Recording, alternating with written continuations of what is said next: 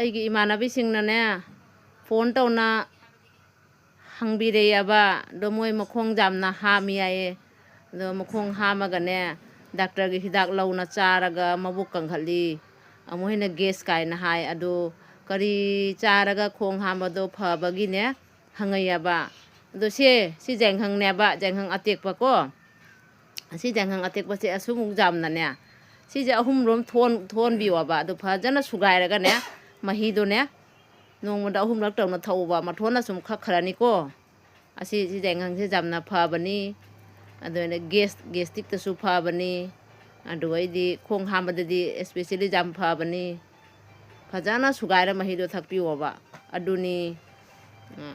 ꯀꯩꯅꯣ ꯈꯣꯡ ꯍꯥꯝꯕ ꯍꯤꯗꯥꯛ ꯑꯗꯨꯅ ꯗꯥꯛꯇꯔ ꯒꯨꯂꯤ ꯀꯔꯤ ꯀꯔꯥ ꯆꯥꯕꯁꯦ ꯑꯃꯨꯛ ꯑꯅꯤ ꯍꯥꯝꯃꯒꯅꯦ ꯒꯨꯂꯤ ꯆꯥꯁꯟꯕꯗꯣ ꯐꯠꯇꯦꯕ ꯒꯦꯁ ꯀꯥꯈꯠꯂꯛꯑꯦꯕ ꯃꯊꯛꯇ ꯃꯈꯥꯗ ꯀꯨꯝ ꯉꯝꯗꯅꯅꯦ ꯒꯦꯁ ꯀꯥꯈꯠꯂꯛꯑꯦꯕ ꯑꯗꯨꯅꯅꯦ ꯑꯁꯤ ꯑꯣꯏꯅ ꯊꯛꯄꯤꯌꯣꯕ ꯑꯁꯤ ꯌꯥꯝꯅ ꯐꯕꯅꯤ ꯗꯣꯔ ꯍꯦꯟꯅꯁꯨ ꯊꯛꯄꯤꯅꯨ ꯁꯨꯃꯥꯏꯅ ꯃꯆꯥ ꯑꯃꯈꯛꯇꯪꯅꯦ ꯁꯨꯔꯒ ꯊꯛꯅ ꯌꯦꯡꯉꯣ ꯑꯗꯩ ꯈꯔ ꯈꯛꯑꯅꯤ ꯈꯔ ꯈꯛꯑꯗꯤ ꯑꯃꯨꯛꯀꯁꯨ ꯄꯨꯡ ꯑꯃꯅꯤ ꯂꯩꯔꯒ ꯑꯃꯨꯛꯀꯁꯨ ꯈꯔ ꯁꯨꯅ ꯊꯛꯎ ꯑꯗꯨꯃꯥꯏꯅ ꯊꯛꯎ ꯑꯃꯨꯛꯇꯁꯨ ꯃꯌꯥꯝ ꯊꯛꯆꯟꯒꯅꯣꯕꯀꯣ ꯁꯤ ꯌꯥꯝꯅ ꯐꯕꯅꯤ ꯑꯗꯣ ꯑꯗꯨꯅ ꯑꯩ ꯏꯃꯥꯟꯅꯕꯤꯁꯤꯡ ꯏꯆꯤꯜ ꯏꯅꯥꯎ ꯑꯗꯩꯗꯤ ꯏꯃꯥ ꯏꯟꯗꯣꯟ ꯏꯅꯥꯎ ꯑꯗꯨꯒꯩꯗꯤ ꯏꯆꯥꯁꯥ ꯅꯣꯏ ꯃꯌꯥꯝꯅꯅꯦ ꯁꯞꯄꯣꯔꯠ ꯇꯧꯕꯤꯅ ꯁꯞꯄꯣꯔꯠ ꯇꯧꯕꯤꯕ ꯌꯥꯝ ꯍꯔꯥꯎꯖꯩ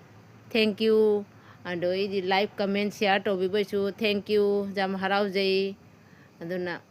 ꯅꯥꯒꯥꯃꯤꯁꯇꯁꯨ खरा हाइजगे मोला साथी खान तो मुझे सपोर्ट करा निमित्ते थैंक यू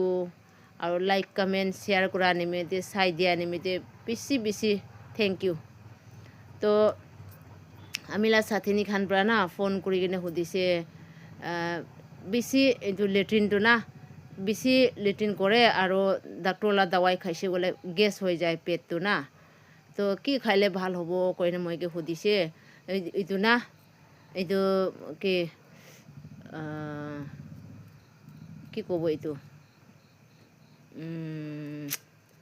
হালদি কাঁচা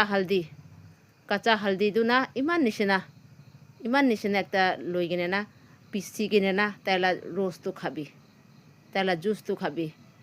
একবাৰ দে না ইমান বেছি নহয় ইমান খুন্দি কিনে না তাইলা জুসটো খাবি এইটো লেট্ৰিন কৰাটো নিজে বন্ধ হৈ যাব একবাৰ দে বেছি নাখাবি অলপ না ইমান নিচিনা চুটু একটা লৈ কিনে না এনে কাঁচা খাই দিলেবি একো নহয় নেপিচিলেবি